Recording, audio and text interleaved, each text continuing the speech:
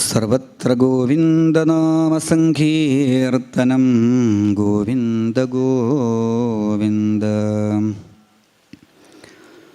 ശ്രീഗുരും കരുണാമൂർത്തിം വന്ദേ സർവശുഭാസ്പദം.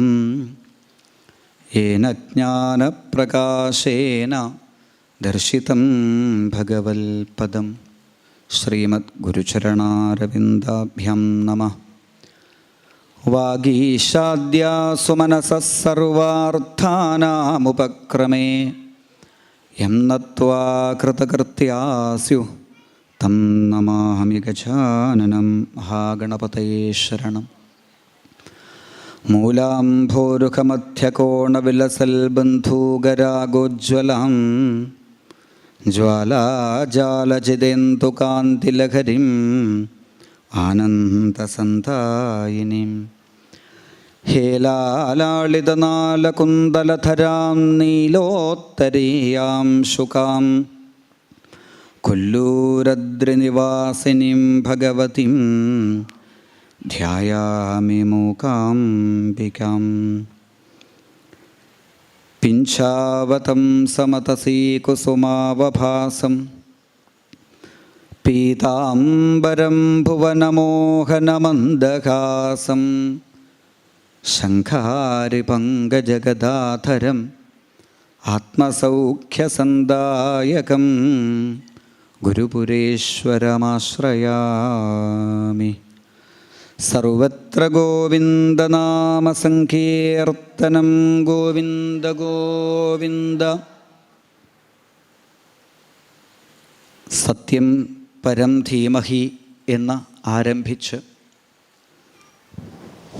പരമമായ ആ സത്യത്തെ സർവവിധത്തിലും ഭാഗവതത്തിൽ കൂടി ബുദ്ധിയിൽ ഉറപ്പിക്കാൻ സാധിക്കണേ എന്ന് പ്രാർത്ഥിച്ചുകൊണ്ട് സത്യം പരം ധീമഹി എന്ന അതേ പ്രാർത്ഥനയെ വീണ്ടും വീണ്ടും ഓർമ്മിപ്പിച്ചുകൊണ്ട് ഭാഗവതം അതിൻ്റെ സമാപന സമർപ്പണ രംഗത്തിലേക്ക് എത്തിച്ചേരുമ്പോൾ 335 അധ്യായങ്ങളെ കൊണ്ട് 18,000-ലധികം ഗ്രന്ഥശ്ലോകങ്ങളെ കൊണ്ട്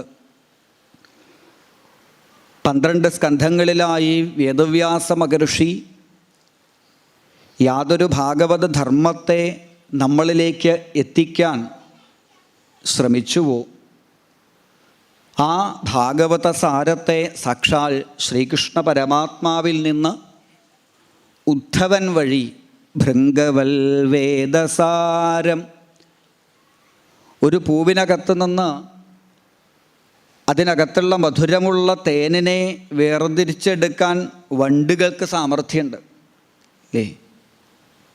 എത്ര സൂക്ഷ്മമായിട്ടുള്ള കാര്യമാണത്. അപ്പോൾ ആ വണ്ടുകൾ എപ്രകാരം ഓരോ പൂവിൽ നിന്നും ആ മധുരമായ തേനിനെ വേർതിരിച്ച് സ്വീകരിക്കുന്നുവോ അതേ ഭാവത്തിൽ ഭവഭയമപഹന്തും, ഭവഭയത്തെ പിടികൂടിയിരിക്കുന്ന നമ്മൾ, ഭവരോഗികളായിരിക്കുന്ന നമ്മൾ, ഭവം ഈ ഭവിച്ചിരിക്കുന്ന ഇപ്പോൾ നമ്മൾ നിൽക്കുന്ന ഈ ലോകത്തിൻ്റെ പ്രത്യേകത എന്താ? എപ്പോഴും ഭയപ്പെടുത്തിക്കൊണ്ടിരിക്കുന്നതാണ് ലോകം അല്ലേ? ഈ മതിലിൻ്റെ പുറത്തുള്ള ഏത് കാര്യം നമ്മൾ ചിന്തിച്ചാലും ഭയമായിരിക്കും ഫലം. പേപ്പർ നോക്കിയാൽ അയ്യോ നോക്കാണ്ടിരിക്കുന്നതാ നല്ലത്, TV കണ്ടാൽ കാണാണ്ടിരിക്കുന്നതാ നല്ലത്. ഇനി ആരോടെങ്കിലും കുറച്ച് വർത്തമാനം പറയാമെന്ന് വെച്ചാലോ അയാളും നമ്മളെ പറഞ്ഞു പേടിപ്പിക്കും, സൂക്ഷിച്ചോളൂ കേട്ടോ. ചൈനയിൽ പുതിയതൊന്ന് ഇറങ്ങിയിട്ടുണ്ടത്രേ, 2 ആഴ്ചക്കുള്ളിൽ ഇവിടെ എത്തും. ഇങ്ങനെയൊക്കെ ഈ ലോക വാർത്തകൾ നമ്മളെ സദാസമയവും ഭയപ്പെടുത്തിക്കൊണ്ടിരിക്കും. നമ്മുടെ മനസ്സാണെങ്കിലോ ഇങ്ങനെ വല്ലതും ടെൻഷൻ അടിക്കാൻ എവിടുന്നാ കിട്ടുക എന്ന് അന്വേഷിച്ചുകൊണ്ടിരിക്കുന്ന സാധനം. മനസ്സിൻ്റെ ചില ടെൻഷനൊക്കെ കണ്ടാൽ നമുക്ക് തന്നെ അത്ഭുതം തോന്നും. എന്നാലും അവൻ എന്നെ അങ്ങനെ പറഞ്ഞില്ലേ? എപ്പോൾ? 15 കൊല്ലം മുമ്പ് വെറുതെ ഇരിക്കുമ്പോൾ മനസ്സ് ടെൻഷൻ അടിക്കാൻ ഇങ്ങനെ ഒരു 15 കൊല്ലം മുമ്പ് കഴിഞ്ഞത് പോട്ടെ, ഈയിടെ ഒരു 85 വയസ്സുള്ളൊരു മുത്തശ്ശൻ 85 വയസ്സുള്ളൊരു മുത്തശ്ശൻ പേപ്പറിലെ ഇന്നത്തെ വാർത്തകളൊക്കെ നോക്കിയിട്ട് എന്നോട് പറയുക, ഇങ്ങനെ പോയാൽ ഒരു 25 കൊല്ലം കഴിഞ്ഞാൽ ഇവിടെ എന്തായിരിക്കും സ്ഥിതി? ഈ 85 വയസ്സുള്ള ആൾ ഇനി 25 കൊല്ലം കഴിഞ്ഞിട്ടുള്ള കാര്യം ആലോചിക്കേണ്ട ആവശ്യമേയില്ല. 2 കൊല്ലം കഴിയുമ്പോൾ ടിക്കറ്റ് കിട്ടുന്ന ആളാണ്. പക്ഷേ നമ്മുടെ മനസ്സ് ഈ ഭവഭയത്തെ എവിടെന്നെങ്കിലും സ്വീകരിക്കാൻ വേണ്ടി ഓടി നടക്കുമ്പോൾ ആ ഭവഭയത്തെ നീക്കി വേണ്ടതായ അറിവിനെ നമുക്ക് പകർന്നു തരുന്നു ഭാഗവതം. മുമ്പ് സൂചിപ്പിച്ചതുപോലെ സർവവേദാന്തസാരം ഹി ശ്രീ ഭാഗവതമിഷ്യത്തെ. വേദങ്ങളും വേദാന്തങ്ങളും പുരാണ ഉപനിഷത്ത് ഇതിഹാസം ഇതൊക്കെ പഠിക്കാൻ സമയമോ സന്ദർഭമോ ആയുസ്സോ ഭാഗ്യമോ ഒന്നുമില്ലാത്ത കലിയുഗവാസികൾക്ക് വേണ്ടിയിട്ടാണ് വേദാന്തസാരമായ ശ്രീമദ് ഭാഗവതത്തെ നമുക്ക് തന്നത് വ്യാസൻ. ഇവിടെ ആ ഭാഗവതസാരത്തെ ഒന്നുകൂടി നമുക്ക് ചുരുക്കി അല്ലേ, ഭാഗവതത്തെ ഒന്നുകൂടി പിഴിഞ്ഞാലോ? ഹൈന്ദവ വേദ പുരാണേതിഹാസങ്ങൾ സാന്ദ്ര മനോഹര ഗീതങ്ങൾ ആകെ കടഞ്ഞു പിഴിഞ്ഞു രചിച്ചതീ ഭാഗവതം മഹാവേദസാരം എന്ന് സജ്ജനങ്ങൾ പ്രാർത്ഥിക്കുമ്പോൾ സർവവേദാന്തങ്ങളുടെയും രസമാണ് ഭാഗവതം എന്ന് പറയുമ്പോൾ ഭാഗവതത്തെ ഒന്നും കൂടി പിഴിഞ്ഞാലോ? അതാണ് ഉദ്ധവോപദേശം. ഇനി ഈ ഉദ്ധവനോടുള്ള ഉപദേശങ്ങളെല്ലാം കഴിഞ്ഞ് ഉദ്ധവ സമയം ഇപ്പം തന്നെ വൈകി, ഒരു ഭാഗത്തുകൂടി ദ്വാരക താഴാൻ തുടങ്ങിയിട്ടുണ്ട്. എല്ലാ തരത്തിലുള്ള ബന്ധങ്ങളെയും വിട്ട് ബദ്രിനാഥത്തിലേക്ക് യാത്രയാകൂ എന്ന് പറഞ്ഞിട്ടും ഉദ്ധവൻ തൻ്റെ പാദം വിട്ട് എഴുന്നേൽക്കണില്ല എന്ന് കാണുമ്പോൾ ഇത്രയും പറഞ്ഞ ഉദ്ധവോപദേശത്തെ ഭഗവാൻ ഒന്നുകൂടി പിഴിയും. ഈ കരിമ്പ് ജ്യൂസ് എടുക്കുന്ന ആൾക്കാരെ കണ്ടിട്ടില്ലേ?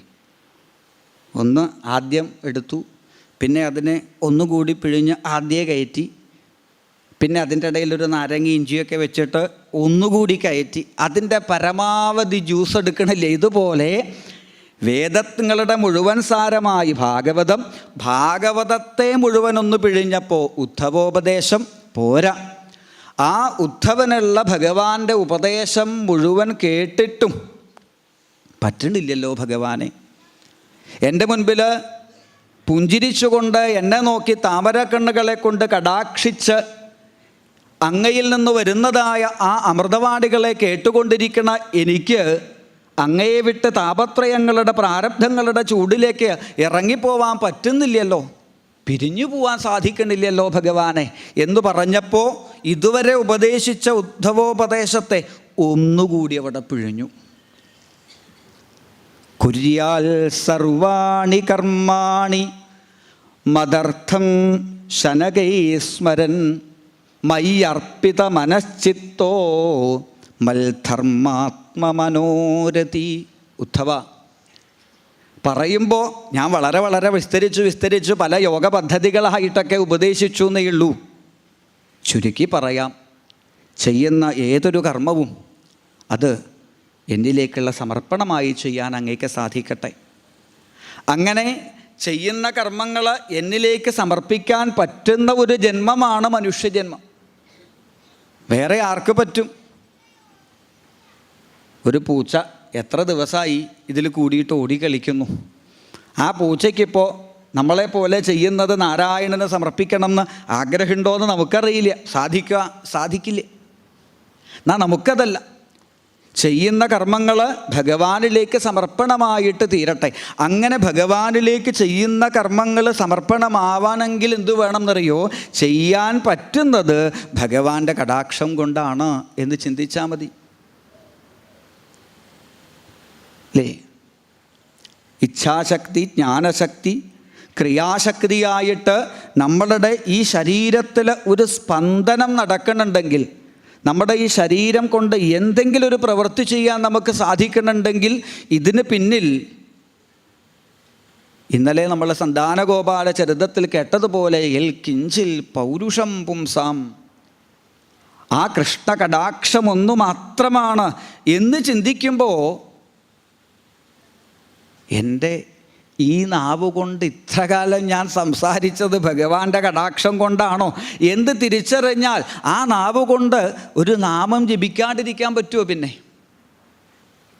ഈ കണ്ണുകൾ കൊണ്ട് ഈ ലോകത്തെ മുഴുവൻ ഇന്നും എനിക്ക് കാണിച്ചു തരുന്നത് ഈ കണ്ണൻ്റെ കടാക്ഷമാണ് എന്നറിഞ്ഞാൽ പിന്നെ ആ കണ്ണുകൊണ്ട് ഭഗവാനെ നമ്മൾ കാണാണ്ടിരിക്കുമോ? ഈ കാതുകൊണ്ട് ഒരു ശബ്ദം നമുക്ക് ഗ്രഹിക്കാൻ സാധിക്കണമെങ്കിൽ അത് ഭഗവാന്റെ കടാക്ഷമാണ് എന്ന് മനസ്സിലാവുമ്പോൾ ആ കാതുകൾ ഭഗവാന്റെ കഥകൾക്ക് വേണ്ടി ദാഹിക്കില്ലേ? അത്തരത്തിൽ ഇന്ദ്രിയങ്ങളെല്ലാം പ്രവർത്തിക്കുന്നത് ഭഗവാന്റെ കടാക്ഷം കൊണ്ടാണ് എന്ന് തിരിച്ചറിയുമ്പോൾ ഇന്ദ്രിയങ്ങളുടെ പ്രവർത്തനങ്ങൾ, ഇന്ദ്രിയങ്ങളുടെ കർമ്മങ്ങൾ അത് നാരായണ സമർപ്പണമാക്കി തീർക്കാൻ സാധിക്കും. അത്തരത്തിൽ നാരായണനിലേക്ക് ഭാഗവത ധർമ്മത്തിൽ കൂടിയിട്ട്, പരമഭക്തിയിൽ കൂടിയിട്ട്, നാരായണ കടാക്ഷത്തിൽ കൂടിയിട്ട് ജീവിതത്തെ ഭംഗിയാക്കി കൊണ്ടുപോകാം. ഇതാണ് നമ്മുടെ മാർഗം എന്ന് പല പല പല കഥകളിൽ കൂടിയിട്ടും ഭാഗവതം, വ്യാസൻ, ശ്രീശുകാദികൾ ഒക്കെ നമുക്ക് ഉപദേശമായും ശാസനയായും ഒക്കെ പറഞ്ഞു തന്നു പല ഭാവത്തിൽ. ഈ കഥകളുടെയൊക്കെ ഉള്ളിൽ കൂടിയിട്ട് പോകുന്ന ഭാഗവത ധർമ്മം, അതിനെയാണ് നമ്മളിപ്പോൾ അനുസ്മരിച്ചു കൊണ്ടിരിക്കുന്നത്. അതിൽ ആദ്യത്തെ ഭാഗം നിമിനവയോഗി സംവാദം. ആ നിമിനവയോഗി സംവാദ രൂപത്തിൽ ഏതൊക്കെ വിധത്തിലുള്ള ഭാഗവത ധർമ്മത്തെ പറഞ്ഞുവോ അതിനെ ഭഗവത് ഉദ്ധവ സംവാദമായി ഒന്നുകൂടി വിപുലീകരിക്കുന്നു. ഭാഗവതത്തിൻ്റെ സമ്പ്രദായം അല്ലേ? ആദ്യം ഭഗവാന്റെ അവതാര ലീലകളെ ചുരുക്കി പറഞ്ഞ് പിന്നീട് ഈ അവതാര കഥകളെ ഞാൻ വിസ്തരിച്ചു പറയാം ഭാഗവതമായിട്ട് എന്ന് സൂതൻ പറഞ്ഞതുപോലെ, തസ്മാൽ സർവാത്മനാരാജൻ ഹരി സർവത്ര സർവദാ. പരീക്ഷത്തെ അങ്ങ് ഭയക്കേണ്ടതില്ല. ഭാഗവതം ഭംഗിയായിട്ട് കേട്ടാലുണ്ടല്ലോ, 7-ാം ദിവസം അങ്ങയുടെ മുൻപിലേക്ക് വരുന്ന തക്ഷകനെ കണ്ടാൽ അയ്യോ എന്നെ കടിക്കാൻ വരുന്ന പാമ്പല്ലേ എന്നല്ല, തക്ഷകനെ കാണുമ്പോഴും അങ്ങേക്ക് തോന്നും ഇത് ഭഗവാനല്ലേ എൻ്റെ അടുത്തേക്ക് വരുന്നത്. ആ ഒരു ഭാവത്തിലേക്ക് എത്താൻ സാധിക്കും. അതുകൊണ്ട് ഞാൻ വിസ്തരിച്ചു ഭാഗവതം പറഞ്ഞു തരാം. ഇതുപോലെ നിമിനവയോഗി സംവാദ രൂപത്തിലുള്ളതായ ഭാഗവതത്തെ പിന്നീട് ഇതാ ഭഗവാൻ ഉദ്ധവനായി ഏകാന്തിനം പ്രിയം ഭൃത്യം ഉദ്ധവം സമഭാഷത. ലേ ജന്മാന്തരേ ഭവേത് പുണ്യം തഥാ ഭാഗവതം ലഭേൽ. ഭാഗവതത്തിൻ്റെ അടുത്ത്, ഭാഗവതത്തിൻ്റെ നിഴലിലൊന്ന് വന്നിരിക്കണമെങ്കിൽ തന്നെ പുണ്യം വേണം എന്ന് ഉറപ്പിച്ച് പറയണമെങ്കിൽ, ഈ ഭാഗവത കൃഷ്ണൻ്റെ അടുത്ത് വന്നിരിക്കാൻ ഭാഗ്യം വേണമെന്നുണ്ടെങ്കിൽ സാക്ഷാൽ ശ്രീകൃഷ്ണ ഭഗവാനെ നിഴല് പോലെ സേവിക്കാൻ ഉദ്ധവൻ ചെയ്ത ഭാഗ്യം എത്രയായിരിക്കും. ഉദ്ധവൻ്റെ ഡിഗ്രികൾ അനേകമാണ് അല്ലേ? ഉദ്ധവൻ എന്ന ആ കഥാപാത്രത്തെ ഭാഗവതം പരിചയപ്പെടുത്തുന്നത് തന്നെ ഉദ്ധവൻ്റെ സർട്ടിഫിക്കറ്റുകൾ കാണിച്ചിട്ടാണ്. വൃഷ്ണീനാം പ്രവരോ മന്ത്രി കൃഷ്ണസ്യ ദഹിതസഖാ ശിഷ്യോ ബൃഹസ്പതേ സാക്ഷാദുദ്ധവോ ബുദ്ധിസത്തമാ. പക്ഷേ ഈ പറഞ്ഞ സർട്ടിഫിക്കറ്റുകൾ കൊണ്ട്, ഈ പറഞ്ഞ ഡിഗ്രികളൊന്നും അല്ലാത്രേ ഉദ്ധവനെ ഭഗവാൻ ചേർത്ത് നിർത്താൻ കാരണം. പിന്നെയോ അതൊരു നമസ്കാരമാണ്. ആ നമസ്കാരത്തിൻ്റെ കഥ നമ്മൾ ഇന്നലെ കേട്ടു. ഗോപികമാരുടെ കാൽപ്പൊടികളിലേക്ക് വീണ് നമസ്കരിച്ച് ആ ഭഗവാന്റെ പരമഭക്തകളായ സദാസമയവും ശ്രീകൃഷ്ണ പ്രേമത്തിൽ ലയിച്ചിരിക്കുന്ന ഗോപികമാരുടെ മുൻപിൽ നിങ്ങളെപ്പോലെ ഒരു ഭക്തി എനിക്കും ഉണ്ടാവണം. ദാനവ്രത തപോഹോമ ജപസ്വാധ്യായങ്ങളിൽ കൂടിയിട്ട് യാതൊരു പരമഭക്തിയെ നേടാൻ ഈ ലോകം മെനക്കെടുന്നുവോ ആ പരമഭക്തിയെ സദാസമയവും പിടിച്ചു നടക്കണ നിങ്ങളുടെ ഈ കാൽപ്പൊടിയിലേക്ക് ഞാനൊന്ന് നമസ്കരിക്കട്ടെ എന്ന് പറഞ്ഞ് വൃന്ദാവനത്തിൽ ഗോപികമാരുടെ പാദധൂളികളിൽ വീണ് നമസ്കരിച്ച ഉദ്ധവൻ ഇന്നലെ നമ്മൾ കേട്ടല്ലോ. തിരിച്ചു വരുമ്പോഴേക്കും ഉദ്ധവൻ്റെ രഥത്തിൽ ഇരിക്കാൻ സ്ഥലം ബാക്കിയുണ്ടായിരുന്നില്ല ഉദ്ധവന്. അത്രയും സമ്മാനപ്പൊതികൾ നിറഞ്ഞൂത്രേ. ഒടുവിൽ ഈ വൃന്ദാവനം കൊടുത്തയച്ചതായ സകല സമ്മാനപ്പൊതികളും കൊണ്ട് മധുരയിലേക്ക് എത്തി. കൊട്ടാരത്തിനകത്തേക്ക് ഉദ്ധവനങ്ങ് കയറിയപ്പോൾ കണ്ടു ദൂരത്ത് തന്നെ കാത്തിരിക്കുന്ന ശ്രീകൃഷ്ണ ഭഗവാനെ.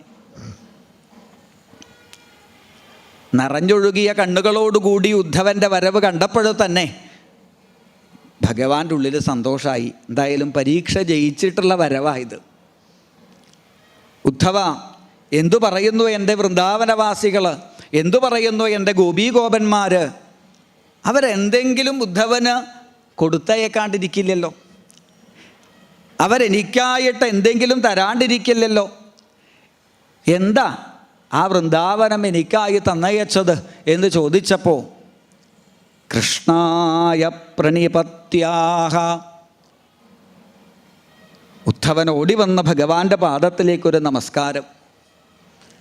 സമ്മാനപ്പൊതികളേക്കാൾ ആ ഉദ്ധവൻ ഭഗവാനോട് പറഞ്ഞു, ഭഗവാനെ ഇതെൻ്റെ നമസ്കാരമല്ല, പിന്നെയോ രതിർന്ന കൃഷ്ണ ഈശ്വരേ, ഭഗവാനോടുള്ള ഭക്തി ഉണ്ടാവണേ, ഭഗവാനിൽ പ്രേമം വളരണേ എന്ന് പറഞ്ഞ വൃന്ദാവനത്തിലെ ഓരോ ജീവജാലങ്ങളും അങ്ങയ്ക്ക് തരാൻ വേണ്ടി തന്നയച്ച സമ്മാനം ഈ നമസ്കാരമാണ് എന്ന് പറഞ്ഞ് ഭഗവാന്റെ പാദത്തിലേക്ക് ഉദ്ധവൻ അന്ന് നമസ്കരിച്ചപ്പോൾ തൻ്റെ തൃക്കരത്തെ കൊണ്ട് ഉദ്ധവൻ്റെ ശിരസ്സിൽ ഭഗവാൻ ഒന്ന് തലോടിയപ്പോൾ ഉദ്ധവൻ്റെ ആ തലമുടിയിൽ പറ്റിപ്പിടിച്ചിരിക്കുന്ന കാൽപ്പൊടികൾ, വൃന്ദാവനത്തിലെ ആ ഗോപികമാരുടെ പാദധൂളികൾ, ആ നിമിഷം ഭഗവാൻ ചിന്തിച്ചിട്ടുണ്ട്, ത്വം തു ഭാഗവതേഷ്വഹം, കൃഷ്ണനാട്ടം കഴിഞ്ഞ് കൃഷ്ണാവതാരം കഴിഞ്ഞ് ഞാനിവിടുന്ന് പോയാലും കൃഷ്ണകഥകളും കൃഷ്ണധർമ്മവും ഈ ലോകത്തിൽ ഉദ്ധവനിൽ കൂടിയിട്ട് നാളെ അനേകം ഉദ്ധവന്മാരെ സൃഷ്ടിച്ചുകൊണ്ട് ഈ ലോകത്തിൽ നിലനിൽക്കും. സനാതനമാണ് ധർമ്മം, ഭാഗവതം. അതുകൊണ്ട് തന്നെ നമുക്ക് കേൾക്കാം നാളെ. നമോ ധർമായ മഹതേ നമഃ കൃഷ്ണായ വേധസേ ബ്രാഹ്മണേഭ്യോ നമസ്കൃത്യ ധർമാൻ വക്ഷ്യേ സനാതനാൻ. നാശമില്ലാത്തതാണ്. എങ്ങനെയാണ് ഇത് നശിക്കാണ്ടിരിക്കുന്നത്? ഉദ്ധവന്മാരിൽ കൂടിയിട്ട ഭഗവാനെ നെഞ്ചോട് ചേർത്ത് ഭഗവാന്റെ നിഴലിൽ നിന്നൊന്നു മാറുമ്പോഴേക്കും അയ്യോ നാളെ ഇപ്പം ഇത് തീരുകയാണല്ലോ, തുടങ്ങുന്ന ദിവസം ഇനി 11 ദിവസം എങ്ങനെയായിപ്പോൾ എന്നൊക്കെ വിചാരിച്ച് ഓരോ യജ്ഞ സമർപ്പണ രംഗം എത്തുമ്പോഴേക്കും ഭഗവാന്റെ കഥകൾ കേട്ട് ഭഗവാന്റെ കീർത്തനങ്ങൾ ചൊല്ലി അനേകം സജ്ജനങ്ങളെ കണ്ടും അവരുടെ വാക്കുകളെ കേട്ടും നമസ്കരിച്ചും അവരെ പാദസേവ ചെയ്തും എല്ലാ തരത്തിലും പ്രാരബ്ധത്തിൻ്റെ തീച്ചൂടറിയാതിരുന്ന നമ്മൾ ഓരോരുത്തരും ഈ നിഴലിൽ നിന്ന് പ്രാരബ്ധത്തിലേക്ക് വീണ്ടും പിരിയുമ്പോൾ നമുക്ക് തരാൻ ഭാഗവതം, ഭഗവാൻ ഉദ്ധവൻ വഴി തരുന്ന ഉപദേശം സർവവിധത്തിലും. ആ ഉപദേശത്തിന് ഉദ്ധവനെ ഭഗവാൻ ഇതാ തിരഞ്ഞെടുത്തു.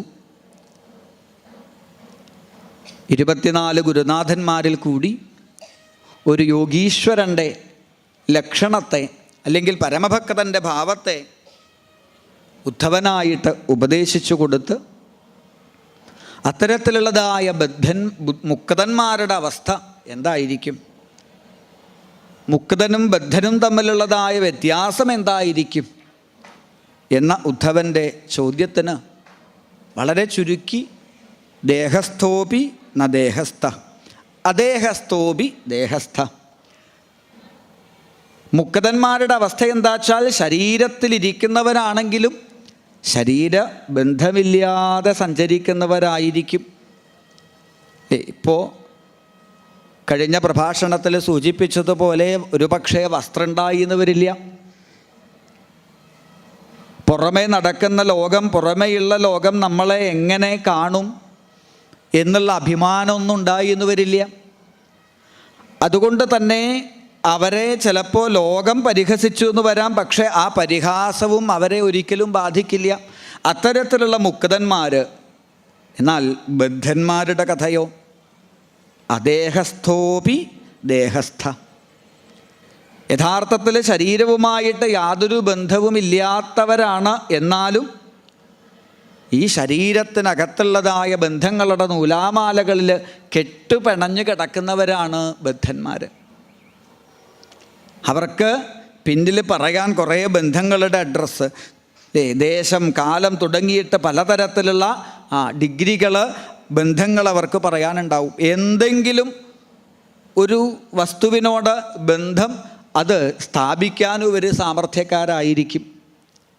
അത്തരത്തിലുള്ളതായ ബദ്ധന്മാരെക്കുറിച്ചും മുക്തന്മാരെക്കുറിച്ചും ഒക്കെ ഉദ്ധവനോട് പാടി സർവവിധത്തിലും ഭക്തിയുടെ വൈഭവത്തെ ഒന്നുകൂടി, സത്സംഗത്തിൻ്റെ മാഹാത്മ്യത്തെ ഒന്നുകൂടി ഉദ്ധവനെ ഓർമ്മിപ്പിച്ചു. ബഹവോ മൽപദം പ്രാപ്ത ത്വാഷ്ട്രകായാധവാദയ. ഉദ്ധവ, ഈ സത്സംഗം എന്ന് പറയുന്നത് അത് ഇന്ന സ്ഥലത്ത് പോയാലേ കിട്ടുള്ളൂ എന്നില്ല. ഇവിടെ ഇപ്പോൾ പറഞ്ഞ 24 ഗുരുനാഥന്മാരും ഒരാശ്രമത്തിൽ പോയി കാണേണ്ട ആളോ, ഒരു സ്ഥലത്ത് ചെന്ന് ടോക്കൺ എടുത്ത് ക്യൂ നിന്ന് കാണേണ്ട ആളോ അല്ല. നമ്മളിരിക്കുന്ന ഭൂമിയും ഈ കാണുന്ന ആകാശവും ഇവിടെ വീശുന്ന വായുവും ഒക്കെ നമുക്ക് ഗുരുനാഥന്മാരാണ് എന്നുണ്ടെങ്കിൽ സത്സംഗം അത് എവിടെയും താല്പര്യമുണ്ടെങ്കിൽ നമുക്ക് സംഘടിപ്പിക്കാം. ഇന്നലെ സൂചിപ്പിച്ചതുപോലെ ഭാഗവതം ഒന്ന് കയ്യിലെടുത്തിരുന്നാൽ ഭാഗവതം തന്നെ ഏറ്റവും വലിയ സത്സംഗം. എവിടെയും നമ്മൾ പോകേണ്ടതില്ല. സഗംഗ, ഗയ, കാശി എല്ലാം ഭാഗവതത്തിലുണ്ട്. അപ്പോൾ അത്തരത്തിലുള്ളതായ സത്സംഗത്തിൻ്റെ മാഹാത്മ്യത്തെ പറയുമ്പോൾ ഉദാഹരണങ്ങൾ ഓരോന്നായിട്ട് എടുത്തു പറഞ്ഞു ഭഗവാൻ. മഹാബലി, പ്രഹ്ലാദൻ എന്ന പരമഭാഗവതൻ്റെ വംശത്തിൽ പിറന്നത് കൊണ്ടല്ലേ മഹാബലിക്ക് ഭക്തി ഉണ്ടായത്. നാരദ മഹർഷിയുടെ സംഘം കൊണ്ടല്ലേ ആ കായാധവനായിട്ടുള്ളതായ പ്രഹ്ലാദന് ഭക്തി ഉണ്ടായത്. ധ്രുവന് ഒക്കെ നാരദരല്ലേ ഭക്തിമാർഗം ഉപദേശിച്ചു കൊടുത്തത്. അല്ല, ഈ പറഞ്ഞവരൊക്കെ സാധാരണ മനുഷ്യന്മാരെന്നൊന്നും വേണ്ട. സുഗ്രീവോ ഹനുമാൻ ഋക്ഷോ ഗജോ ഗൃധ്രോ വണിക്പഥ വ്യാബ്ധ കുബ്ജോ വ്രജേ ഗോപ്യ യജ്ഞപത്ന്യസ്തധാപരേ. ഇതുവരെ നമ്മൾ കേട്ടതായ ആ ഭഗവത് കഥകളിൽ ഓരോ കഥാപാത്രങ്ങളെയും ഭഗവാൻ ഓർമ്മിച്ച് നിൽക്കുന്നു എന്നാ. അത് സത്സംഗത്തിൻ്റെ മഹിമ പറയാനായി ഉദ്ധവന് പകർന്നു കൊടുക്കുന്നു. വൃന്ദാവനത്തിലെ ഗോപികമാർ, ഉദ്ധവ അങ്ങ് കണ്ടതല്ലേ, കൃഷ്ണാൽ പരം കിമപി തത്വമഹം ന ജാനേ. രൂപമില്ലാത്ത, നാമമില്ലാത്ത, അച്ഛനും അമ്മയും ഇല്ല എന്ന് പറയുന്ന, ലോകത്തോട് ഒരു ബന്ധുവില്ല എന്ന് പറയുന്ന ആ പരമതത്വത്തെക്കുറിച്ച് ഉദ്ധവ വൃന്ദാവനത്തിൽ വന്നിട്ട് പ്രഭാഷണം വേണ്ട. അങ്ങ് വൃന്ദാവനത്തിൽ പ്രഭാഷണം ചെയ്യണമെങ്കിൽ ഞങ്ങളുടെ ഇടയിൽ ഓടിക്കളിച്ച നീലവർണ്ണനായ കൃഷ്ണനെക്കുറിച്ച് പറയൂ, ആ കൃഷ്ണതത്വത്തെക്കുറിച്ച് പറയൂ, ഞങ്ങൾ കേൾക്കാം. എവിടുന്ന് കിട്ടി ഈ ഗോപികമാർക്ക് ഇങ്ങനൊരു യോഗ്യത? ബ്രഹ്മശങ്കരമുഖാനപീഹ പശുപാങ്കനാസു ബഹുമാനയൻ. ബ്രഹ്മാദി ദേവന്മാർ പോലും ഒരു പുല്ലായി പിറവി തരവേണം എന്ന് ഗോപികമാരുടെ ഭാഗ്യത്തെ സ്തുതിച്ചു എന്നുണ്ടെങ്കിൽ ആ ഗോപികമാരുടെ ഭക്തി, സുഗ്രീവൻ, ഹനുമാൻ, ജാമ്പവാൻ തുടങ്ങിയിട്ടുള്ളതായ ആ വാനര കുലത്തിൽ പിറന്ന ആൾക്കാരുടെ ഭക്തി, ഇനിയൊന്നും വേണ്ട. മധുരയിലെ ആ കൂനിയായ സൈരന്ധ്രി, ത്രിവക്ര, കുബ്ജ എനിക്ക് സമർപ്പിച്ച ഒരു കുറിക്കൂട്ട്, ആ സമർപ്പണ ഭാവത്തിൽ ഞാൻ അവൾക്ക് കൊടുത്ത അനുഗ്രഹം. തേനാധീതശ്രുതിഗണ നോപാസിത മഹത്തമാ. ഇവരൊന്നും വേദം പഠിച്ചവരല്ലല്ലോ. ഇവരൊന്നും ഈ പറഞ്ഞതായ ഒരു തരത്തിലുള്ളതായ ധ്യാനമോ യോഗമോ ചെയ്യാൻ അർഹതയുള്ളവരുമല്ല. ഓരോ യോഗോപാസനകൾ ചെയ്യണമെങ്കിലും അതിനുള്ള ചില അർഹതകൾ, ക്വാളിഫിക്കേഷൻ വേണം എന്നാണ്. ഇതൊന്നുമില്ലാത്ത ആൾക്കാരായിരുന്നു ഇവരൊക്കെ. ഗോപികമാരുടെ മുമ്പിൽ പോയിട്ട് ശമം ദമം എന്നൊക്കെ പറഞ്ഞു പുറപ്പെട്ടാൽ അവരുടെ തലയിൽ കയറൊന്നുമില്ല. അവരോട് പാലിന് എത്ര പൈസയോ, വെണ്ണ, പാല്, മോര്, ഈ വെണ്ണ, ഈ തൈരിൽ നിന്ന് എത്ര വെണ്ണ കിട്ടുമെന്ന് ചോദിച്ചാൽ അവരേകദേശം കൃത്യമായിട്ട് കണക്ക് കൂട്ടി പറയും. അല്ലാണ്ടേ മറ്റൊരു തരത്തിലുള്ളതായ യോഗ്യതകളും അവർക്കുണ്ടായിരുന്നില്ല. എന്നിട്ടും ആ ഗോപികമാർ ഞാനുമായിട്ടുള്ളതായ സംഘം കൊണ്ട് ശ്രേഷ്ഠമായ ഭാവത്തിലേക്ക് ഉയർന്നു എന്നുണ്ടെങ്കിൽ ഉദ്ധവ, സത്സംഗത്തിൻ്റെ മഹത്വമാണത്. അത്തരത്തിൽ സർവചരാചരങ്ങളിലും സത്തായിരിക്കുന്ന ചൈതന്യം അത് ഞാനാണ് എന്ന് തിരിച്ചറിയാൻ അങ്ങയ്ക്ക് സാധിക്കട്ടെ. അല്ല, എല്ലാ ചരാചരങ്ങളിലും അങ്ങാണ് എന്ന് പറഞ്ഞാലും അറിഞ്ഞാലും ഇപ്പോൾ കുഴപ്പമില്ലേ? യാതൊന്നു കാൺമതതു. അപ്പം ഇനിയിപ്പോൾ എലിയെ കൊല്ലാൻ പറ്റുമോ? കൊതുകിനെ കൊല്ലാൻ പറ്റുമോ? ഉറുമ്പിനെ ചവിട്ടാൻ പറ്റുമോ? അപ്പം അങ്ങനെ നോക്കിയാൽ ഈ ലോകത്തിൽ നമുക്കൊന്നും ചെയ്യാൻ സാധിച്ചു എന്ന് വരില്ല. ഇപ്പം നമ്മൾ ചെയ്യുന്ന ഏത് കർമ്മങ്ങൾക്കും രണ്ട് ഭാവങ്ങളുണ്ടാവാം അല്ലേ? നമ്മളിപ്പോൾ ഒരു കൊതുകിനെ കൊല്ലുന്നു അല്ലെങ്കിൽ എലിയെ കൊല്ലുന്നു. കൊല്ലണ്ടേ? പിന്നെ കൊല്ലണം. പക്ഷെ കൊല്ലാൻ പാടുണ്ടോ ശരിക്കും? അവരിപ്പോൾ നമ്മുടെ ചോരയില്ലാണ്ട് വേറെ ആരാ അവർക്ക് ചോര കൊടുക്കാനുള്ളത് അല്ലേ? ഒരു പാമ്പ് ഇങ്ങനെ വരുന്ന സമയത്ത് നമ്മൾ കണ്ടു വഴിയിലൊരു തവളയെ. നമുക്ക് ആരോടാ കാരുണ്യം തോന്നുക? സ്വാഭാവികമായിട്ട് നമുക്ക് തവളയോട് വലിയ ദയയും കാരുണ്യമൊക്കെ തോന്നും. എന്നിട്ട് നമ്മൾ ആ തവളയെ അവിടെ നിന്ന് വേഗം ചാടിച്ച് രക്ഷപ്പെടുത്തിയിട്ട് നമ്മൾ പറയും, ആവൂ ഞാനൊരു ജീവനെ രക്ഷിച്ചു. സത്യത്തിൽ നമ്മൾ ഒരു ജീവനെ രക്ഷിച്ചു, പുണ്യം തന്നെയാണ് ചെയ്തത്. പക്ഷേ പുണ്യമാണോ നമ്മൾ ചെയ്തത്?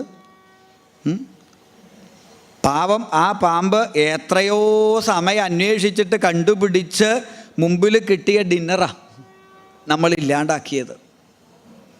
നമ്മളിപ്പോൾ ഇവിടുന്ന് വിശന്ന് അവിടെ പോയി പ്ലേറ്റൊക്കെ കയ്യിൽ കിട്ടി ഭക്ഷണം കഴിക്കാൻ വേണ്ടി തുടങ്ങുമ്പോഴേക്കും ഒരാൾ വന്നിട്ട് ഭക്ഷണത്തിൻ്റെ പ്ലേറ്റിങ് തട്ടിയാൽ നമ്മൾ പറയുമോ നന്നായി നിങ്ങൾ ഭക്ഷണം കഴിഞ്ഞതെന്ന്? ഇല്ല. അപ്പം തവളയെ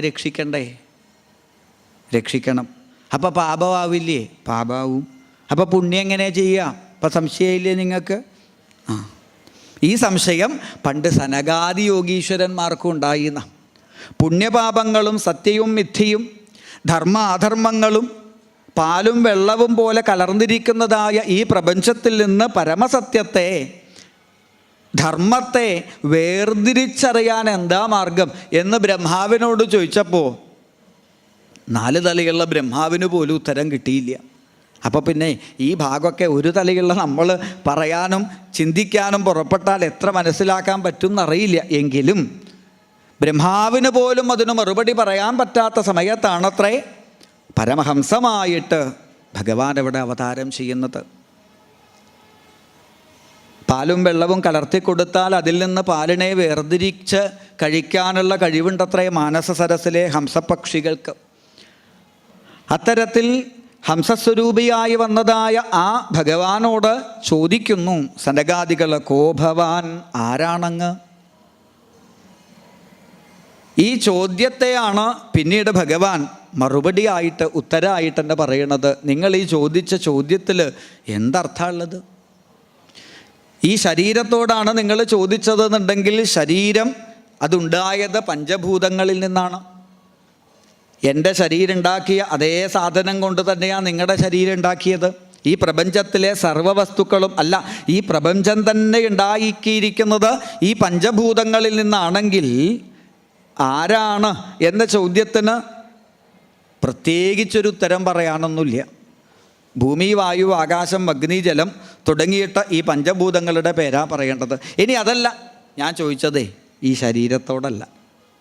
കാരണം ഞാൻ കാണുന്നതും ഞാൻ സ്നേഹിക്കുന്നതും ഞാൻ സ്നേഹിച്ചതും ശരീരത്തെ അല്ല. ശരീരത്തെയാണ് സ്നേഹിച്ചതെന്നുണ്ടെങ്കിൽ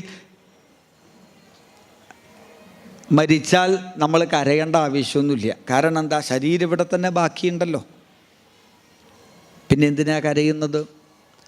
അപ്പോഴാണ് നമുക്ക് മനസ്സിലാവുക സ്നേഹിച്ചത് ശരീരത്തെയല്ല, അതിനകത്തുണ്ടായിരുന്ന ചൈതന്യത്തെയാണ്. അതുകൊണ്ട് എൻ്റെ ചോദ്യം ശരീരത്തോടല്ല, എൻ്റെ ചോദ്യം ഇതിനകത്തുള്ളതായ ആ ചൈതന്യത്തിനോടാണ് എന്നാണെങ്കിൽ ആ ചൈതന്യത്തിന് നിങ്ങൾ പറയണത് പോലെ രൂപമോ പേരോ ഒന്നുമില്ല. വൈദ്യുതി പോലെ ഇപ്പോൾ ഈ മൈക്ക് പ്രവർത്തിക്കുന്നതും ബൾബ് പ്രകാശിക്കുന്നതും ഫാൻ തിരിയണതും ഒക്കെ രൂപമില്ലാത്ത, കാണാൻ സാധിക്കാത്ത ഒരു ശക്തിയാണ്. അതുപോലെ എന്നിലും നിന്നിലും സർവചരാചരങ്ങളിലും ചൈതന്യമായിരിക്കുന്നതായ ആ വസ്തുവിന് ഈ പറഞ്ഞ ആരാണ് ഞാൻ, അതിനൊരു അഡ്രസ്സില്ല. ഞാൻ തന്നെ, വേറൊന്നുമില്ല. ആ ഞാനെന്നുള്ളതിന് മുകളിൽ നമ്മൾ എടുത്തിട്ടതായ കുറേ അഭിമാനത്തിൻ്റെ കുപ്പായങ്ങൾ, ഇന്ന നാട്ടിൽ, ഇന്ന വീട്ടിൽ, ഇന്നയാളിന്, ഇന്ന മകൻ ഇന്നത് ചെയ്യുന്നു എന്നൊക്കെ പറയുമ്പോഴും ഞാൻ എന്നുള്ളതായ ആ പരമവസ്തു, പരമചൈതന്യം ഇതൊന്നുമായിട്ട് ബന്ധമില്ലാതെ എൻ്റെ ഉള്ളിലിരിക്കുന്നു. അതുകൊണ്ട് നിങ്ങളുടെ ചോദ്യത്തിന് ഞാൻ എങ്ങനെ മറുപടി പറയും? ഞാനും പറയുന്നുണ്ട്, നിങ്ങളൊക്കെ പറയുന്നുണ്ട്. കറുത്താളും വെളുത്താളും ഞാൻ തന്നെയാണ് പറയുന്നത്. സ്ത്രീകളും പുരുഷനും ഞാൻ തന്നെയാണ് പറയുന്നത്. സർവ്വജീവജാലങ്ങൾക്കും ഉള്ളിൽ ഈ അഹംബോധമുണ്ട് എന്നുണ്ടെങ്കിൽ ആ പരമചൈതന്യത്തെ തിരിച്ചറിയാൻ ഈ ചോദ്യം നിരന്തരമായിട്ട് ചോദിച്ചുകൊണ്ടിരിക്കുക. അതാ വഴി. കോ ഭവാൻ എന്നുള്ളതിന് പകരം കോഹം, ഞാൻ ആരാ? ഈ അന്വേഷണത്തെ നിരന്തരമായി ചെയ്തു കഴിഞ്ഞാൽ ഉത്തരം കിട്ടും. അല്ലേ? ശരീരമല്ല, ഇന്ദ്രിയങ്ങളല്ല, ഇങ്ങനെ ഇന്നതല്ല എന്ന് അന്വേഷിച്ച് യാതൊന്നിനു മുൻപിലെത്തുമ്പോഴാണോ നിഷേധിക്കാൻ പറ്റാത്ത അനുഭവമായിട്ട് വാക്ക്, മനസ്സ് ഇവയൊക്കെ നിശബ്ദമാവണത്. അതാണ് ഞാൻ എന്ന് സ്വയം തിരിച്ചറിയുക. ഇനി ഇങ്ങനെയൊന്നും പറഞ്ഞാൽ നമ്മുടെ തലയിൽ കയറണില്ലെങ്കിൽ സത്ത് അസത്ത്, ഇതിൽ സത്ത് ആയിട്ട് എന്താ ഉള്ളത്? ഈ പ്രപഞ്ചത്തിൽ സത്തായിട്ട് എന്താ ഉള്ളത്? ഇനി നമ്മുടെ ശരീരത്തിൽ സത്തായിട്ട് നല്ലത് എന്ന് പറഞ്ഞിട്ട് എന്താ ഉള്ളത്? അല്ലേ? എന്തെങ്കിലും ഒരു നല്ല സാധനം ഈ ശരീരത്തിലുണ്ടോ? 9 ദ്വാരങ്ങളുണ്ട് ശരീരത്തിന്. ഇതിൽ കൂടി പുറത്തേക്ക് വരുന്ന ഏതെങ്കിലും ഒരു സാധനം ഫ്രിഡ്ജിൽ വയ്ക്കാൻ പറ്റുന്ന സാധനമാണെങ്കിൽ തിരക്കേടില്ലായിരുന്നു. പക്ഷേ ഒരൊറ്റ സാധനവും നല്ലതില്ല. അല്ലേ? ഇതിൻ്റെ ഉള്ളിലുള്ള സാധനത്തിൻ്റെ പേരൊക്കെ ഞാനിപ്പോൾ മൈക്കിൽ കൂടി പറയാൻ പുറപ്പെട്ടാൽ ഉച്ചയ്ക്ക് കഴിച്ച ഭക്ഷണം ചിലപ്പോൾ പുറത്തേക്ക് വരും. അപ്പം അത്രയും വൃത്തികെട്ട സാധനങ്ങൾ ഈ ശരീരത്തിലുണ്ടെങ്കിലും നമ്മൾ ഈ ശരീരത്തെ സ്നേഹിക്കുന്നു. എന്തേ കാരണം? ഈ ജഡമായ വസ്തുവിനെ പോലും സ്നേഹിക്കുവാൻ തക്കവണ്ണം ഉള്ള യോഗ്യത കൊടുക്കുന്ന ഒരു ചൈതന്യം ഇതിനകത്തുള്ളത് കൊണ്ട് ആ പരമചൈതന്യത്തെ അറിയൂ എന്ന് ഹംസസ്വരൂപിയായി ഭഗവാൻ ഉദ്ധവൻ ഉപദേശം കൊടുത്തു. അത്തരത്തിൽ സർവചരാചരങ്ങളിലും ആ പരമസത്യത്തെ, പരമചൈതന്യത്തെ ദർശിക്കാൻ സാധിച്ച ഹംസഭാവത്തിലേക്ക് എത്തിയ ആൾക്കാരെയാണ് നമ്മൾ പരമഹംസന്മാർ എന്ന് വിളിക്കുക.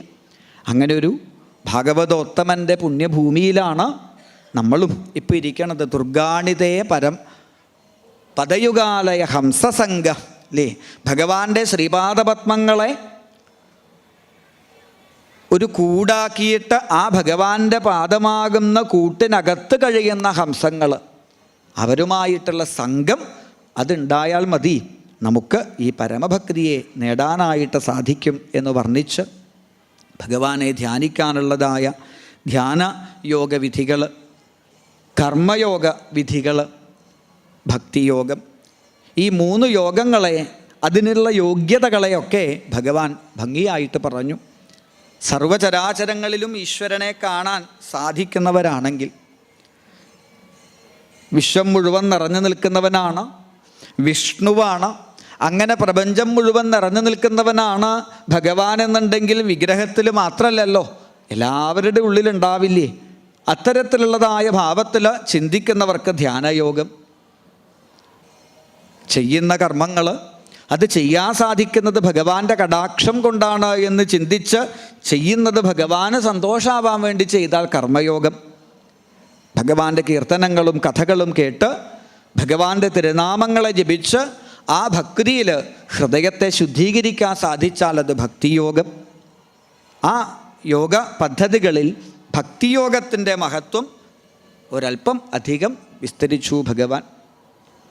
അത്തരത്തിലുള്ള യോഗോപാസനകളിൽ കൂടിയിട്ട് ഭഗവാനെ സേവിക്കുന്ന ആശ്രയിക്കുന്ന ഭക്തന്മാർക്ക് ഭഗവാന്റെ അനുഗ്രഹത്താൽ ഇല്ലെങ്കിൽ ഭഗവത് സേവ കൊണ്ട് ലഭിച്ചേക്കാവുന്നതായ ചില സിദ്ധികളെക്കുറിച്ചാണ് പിന്നീട് ഉദ്ധവൻ്റെ ചോദ്യം. സിദ്ധികൾ 18ഓളം സിദ്ധികളുണ്ട് എന്ന് ഭഗവാൻ പറയുന്നു. സിദ്ധികളെന്ന് വെച്ചാൽ മാനുഷികമായ കഴിവുകൾക്കപ്പുറത്തുള്ള കഴിവുകൾ. നമുക്ക് ഇന്ന് പല കാര്യങ്ങളും കാണാം. ചില ആൾക്കാർക്ക് ഈ പ്രായത്തിലോ ഈ സമയത്തോ ഇങ്ങനെ ഒരാളോ എന്നൊക്കെ നമുക്ക് തോന്നാം. അത്തരത്തിലുള്ള സിദ്ധികൾ അത് ഭഗവത് സേവ കൊണ്ട് ലഭിക്കുന്നതാണ്. ഭഗവാൻ തൻ്റെ അടുത്ത ഭക്തന്മാർക്ക് നൽകുന്നതാണ്. എന്നാൽ അതോടൊപ്പം ഭഗവാൻ പറഞ്ഞു, ഭക്തന്മാരാണെങ്കിൽ ഞാൻ നൽകുന്ന സിദ്ധികളെ ഒരിക്കലും സ്വാർത്ഥതയ്ക്ക് വേണ്ടി ഉപയോഗിക്കുകയുമില്ല എന്ന് സൂചിപ്പിച്ചു. ദൂരശ്രവണ ദർശനം, പരകായ പ്രവേശനം തുടങ്ങിയിട്ട് സ്വച്ഛന്ത മൃത്യു, ഇങ്ങനെ 18ഓളം സിദ്ധികളെക്കുറിച്ച് പറഞ്ഞ് അത്തരത്തിലുള്ള സിദ്ധികൾ യഥാർത്ഥത്തിലുള്ളൊരു ഭക്തൻ സ്വാർത്ഥതയ്ക്ക് വേണ്ടി ഉപയോഗിക്കില്ല അല്ലേ എന്ന് അവിടെ ഓർമ്മിപ്പിച്ചു. പിന്നീട് സർവചരാചരങ്ങളിലും ഭഗവത് ഭാവത്തെ ദർശിക്കണം എന്ന് പറഞ്ഞതായ ആ ഭഗവാനോട് സാധിക്കണില്ലല്ലോ. എല്ലാറ്റിലും ഭഗവാനെ കാണാനൊന്നും പറ്റുന്നില്ല അല്ലേ. കുന്തിദേവി പറയണത് പോലെ മായായവനികാച്ഛന്നം അജ്ഞാതോക്ഷജം അവ്യയം നലക്ഷ്യസേ മൂഢദൃശ നടോ നാട്യധരോ യഥ. എല്ലാറ്റിലും പോട്ടെ, ഇപ്പോൾ ഭഗവാനെ കണ്ടാൽ തന്നെ നമുക്ക് ഭഗവാനായിട്ട് തോന്നുമെന്നുള്ള കാര്യം കണ്ടാലേ അറിയുള്ളൂ. കൃഷ്ണാവതാരം ആചാര്യൻ്റെ പ്രഭാഷണമൊക്കെ കേൾക്കുമ്പോൾ പീലിത്തിരുമുടി ധരിച്ച് ഗോപിക്കുറി തൊട്ട് താമരക്കണ്ണ് മയിൽപ്പീലി ചൂടി എന്നൊക്കെ പറയുമ്പോൾ അയ്യോ എന്തൊരു ഭംഗിയാ കൃഷ്ണനെ, ഒരു ദിവസം കാണാൻ പറ്റണേന്നൊക്കെ നമുക്ക് തോന്നുന്നുണ്ടാവാം.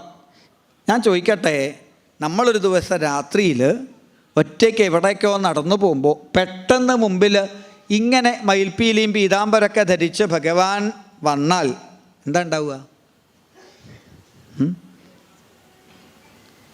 ബോധം കെട്ടു വീഴും, ഇല്ലെങ്കിൽ അവിടുന്ന് ഓടും നമ്മൾ അല്ലേ. അപ്പോൾ ഭഗവാനെ കണ്ടാൽ തന്നെ ഭഗവാനാണ് എന്ന് തോന്നുന്നു എന്നുള്ള കാര്യം സംശയമാണ്. അപ്പോഴാണ് എല്ലാത്തിലും ഭഗവാനെ കാണാൻ സാധിക്കും തോന്നുന്നില്ല. അവിടെയാണ് ഭഗവാൻ ഉദ്ധവന് വിഭൂതി യോഗത്തെ ഉപദേശിക്കുന്നത്. എല്ലാത്തിലും ഭഗവാനെ കാണാൻ സാധിക്കണില്ലെങ്കിൽ ഉദ്ധവ, എല്ലാത്തിലും ശ്രേഷ്ഠമായ ഒന്നിനെ ഞാനായി കണ്ട് ആരാധിച്ചു തുടങ്ങുക. എനിക്ക് ഈ സൂത്രം പറഞ്ഞു തന്നത് ആരാ അറിയോ? പണ്ട് ഭീഷ്മര്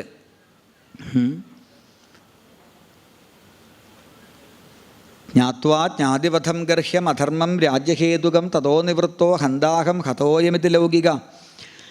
പണ്ട് പാണ്ഡവന്മാർക്ക് മനസ്സിന് തീരെ സമാധാനമില്ല എന്നൊക്കെ പറഞ്ഞപ്പോൾ ഞാൻ പാണ്ഡവന്മാരെയും കൂട്ടി കുരുക്ഷേത്ര യുദ്ധം ഭൂമിയിലേക്ക് പോയി. അവിടെ ഒരാൾ സമാധാനമായിട്ട് കിടക്കുക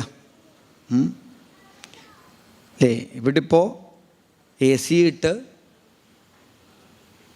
കട്ടിലിൻ്റെ മുകളിൽ കിടക്കുകയും വെച്ച് അതിൻ്റെ മുകളിൽ കിടക്കുമ്പോൾ ഒരു കൊതുക് കുത്തുമ്പോൾ സമാധാനം കിട്ടണില്ല നമുക്ക്. അപ്പോഴാണ് ശരശയ്യയിൽ ഒരാൾ ശരീരം മുഴുവൻ കൂർത്തുമൂർത്ത ആ ശരജാലങ്ങൾക്ക് മുകളിൽ സമാധാനമായിട്ട് കിടക്കുന്നത്. കുരുക്ഷേത്ര യുദ്ധഭൂമിയിലേക്ക് പാണ്ഡവന്മാരെയും കൂട്ടി കൃഷ്ണൻ വരുന്ന സമയത്ത് നല്ല ചിന്തിച്ചാൽ രസമുള്ള ഒരു കാര്യമുണ്ട്. എന്താ അറിയോ? പാണ്ഡവന്മാർക്ക് കൊട്ടാരമുണ്ട്, അധികാരമുണ്ട്, സകല സമ്പത്തുമുണ്ട്. കൃഷ്ണൻ അവരുടെ അടുത്ത് ഉണ്ട്, പക്ഷേ അകത്ത് സമാധാനമില്ല. ഭീഷ്മരെ സംബന്ധിച്ച് സമാധാനിക്കാൻ പറ്റുന്ന ഒരു അന്തരീക്ഷത്തിലല്ല അയാൾ കിടക്കുന്നത്, ആണോ? അല്ല. യുദ്ധഭൂമിയിൽ കഴുകനും ചെന്നായകളൊക്കെ ശവശരീരങ്ങൾ കടിച്ച് വലിക്കുന്ന രക്തവാസന അല്ലേ, രക്തത്തിൻ്റെ ആ ദുർഗന്ധം, അതിനിടയിൽ കിടക്കണ ഭീഷ്മർക്ക് സമാധാനം ഉണ്ടായിരുന്ന എന്തേ? ഭീഷ്മരുടെ അടുത്തല്ല, അകത്ത് ഭഗവാൻ ഉണ്ടായിരുന്നു. അപ്പോൾ അകത്ത് ഭഗവാനുള്ള ഭീഷ്മര് സമാധാനമായിട്ട് ശരശയ്യയിൽ കിടക്കുമ്പോൾ കൊട്ടാരത്തിനകത്തും സമാധാനം കിട്ടിയില്ല. അടുത്ത് കൃഷ്ണനുണ്ടായിരുന്ന പാണ്ഡവന്മാർക്ക്, അന്ന് പാണ്ഡവന്മാർക്ക് മനസ്സിന് സ്വസ്ഥത കിട്ടാൻ വേണ്ടി അവരെയും കൂട്ടി കൃഷ്ണൻ പോയി ഭീഷ്മർ ഉപദേശം കൊടുക്കുമ്പോൾ നമ്മളായിരുന്നു വെച്ചാൽ നിങ്ങൾ ഇയാൾ ഉപദേശിക്കേണ്ടതൊക്കെ ഉപദേശിക്കും, ഞാൻ അങ്ങോട്ട് പോയിരിക്കാം എന്ന് പറഞ്ഞ് മാറിയിരിക്കുകയായിരുന്നു. പക്ഷേ നമുക്ക് ഈ ഉദ്ധവനോട് ഭഗവാൻ പറയുമ്പോൾ ഒരു കാര്യം ഉറപ്പിക്കാം, അന്ന് അർജുനനും യുധിഷ്ഠിരനും ഭീമസേനനും ഒക്കെ ഭീഷ്മരുടെ ഉപദേശം കേൾക്കുമ്പോൾ അവരുടെ ഇടയിൽ ഭഗവാനും ചെന്നിരുന്നത് കേട്ടിട്ടുണ്ട്. അപ്പം അർജുനൻ ചോദിച്ചു, കൃഷ്ണൻ എന്തിനാ? അല്ല, ഇനിയിപ്പോൾ ദ്വാരകയിൽ പോയാലേ 16,000-ലധികം ഭാര്യമാർ, 10 വീതം മക്കൾ, ചിലപ്പോൾ എൻ്റെ സമാധാനം പോവും, അതുകൊണ്ട് ഞാനും കുറച്ച് ഉപദേശമൊക്കെ കേൾക്കട്ടെ എന്ന ഭാവത്തിൽ നല്ലൊരു ശ്രോതാവായിട്ട് ഭഗവാനും അവിടെ ഇരിക്കുന്നുണ്ട്. ശുകബ്രഹ്മഋഷി പോലും ചിലപ്പോൾ അല്ലേ, ചിത്രകേതുവിൻ്റെ ഒക്കെ കഥ പറയാൻ തുടങ്ങുമ്പോൾ ശുകബ്രഹ്മഋഷി പോലും പറയുന്നുണ്ട്, ഞാനിത് ഈ കഥ കേട്ടത് ഇന്ന ആളുടെ കയ്യിൽ നിന്നാണ്, ഇന്ന ആൾക്കാരാ എനിക്ക് ഈ കഥ പറഞ്ഞു തന്നത് എന്ന് ശുകബ്രഹ്മഋഷി പോലും പറയുന്നുണ്ടെങ്കിൽ, ഭഗവാന്റെ കഥകളെ ഇല്ലെങ്കിൽ ഭഗവാന്റെ ഈ മാഹാത്മ്യം അത് കേൾക്കാൻ ഭഗവാൻ തന്നെ ഏറ്റവും അധികം താല്പര്യം എടുത്തിട്ടുണ്ട്. ഇവിടെ ഉദ്ധവന് ഉപദേശം കൊടുക്കുമ്പോൾ ദേവവ്രതമുഖാശ്രുതം, ഭീഷ്മരുടെ മുഖത്തുനിന്ന് ഞാൻ കേട്ടതാ എന്ന ഭാവത്തിലാണ് ഭഗവാൻ ഉപദേശിച്ചു കൊടുക്കുന്നത്. അവിടെയും ഭക്തൻ്റെ മഹിമയെ ഭഗവാൻ ഉയർത്തി വർണ്ണിച്ചു. എല്ലാത്തിലും ഉയർന്നത് അക്ഷരങ്ങളിൽ അകാരം, മന്ത്രങ്ങളിൽ പ്രണവം, ദേവന്മാരിൽ ഇന്ദ്രൻ, നദികളിൽ ഗംഗ, സരസ്സുകളിൽ സമുദ്രം, പർവ്വതങ്ങളിൽ ഹിമാലയം, പക്ഷികളിൽ ഗരുഡൻ, വൃക്ഷങ്ങളിൽ അശ്വത്ഥം, മാസങ്ങളിൽ മാർഗശീർഷം, നക്ഷത്രങ്ങളിൽ അഭിജിത്ത്, സേനാനായകന്മാരിൽ വരിച്ച് സുബ്രഹ്മണ്യസ്വാമി, കിംപുരുഷന്മാരിൽ വച്ച് ഹനുമാൻ, വീരന്മാരിൽ വച്ച് അർജുനൻ. ഇങ്ങനെ നമ്മുടെ ഉള്ളിൽ ഏറ്റവും ശ്രേഷ്ഠമായിട്ട് എന്ന് തോന്നണത് എന്താണോ അത് ഞാനാണ് എന്ന് മനസ്സിലാക്കുക. കൂട്ടത്തിൽ ഭഗവാൻ ഉദ്ധവനെ ഓർമ്മിപ്പിച്ചു, ത്വം തു ഭാഗവതേഷ്വഹം. ഉദ്ധവ, ഭക്തന്മാരിൽ വെച്ച്, ഭാഗവതന്മാരിൽ വെച്ച് ഞാനും അങ്ങും ഒരല്പം പോലും വ്യത്യാസമില്ല, നമ്മളൊന്ന് തന്നെയാണ്. അത്തരത്തിൽ ഏറ്റവും ശ്രേഷ്ഠമായതിനെ ഒന്നുകൂടി ഭഗവാൻ അവിടെ ഓർമ്മിപ്പിച്ചു.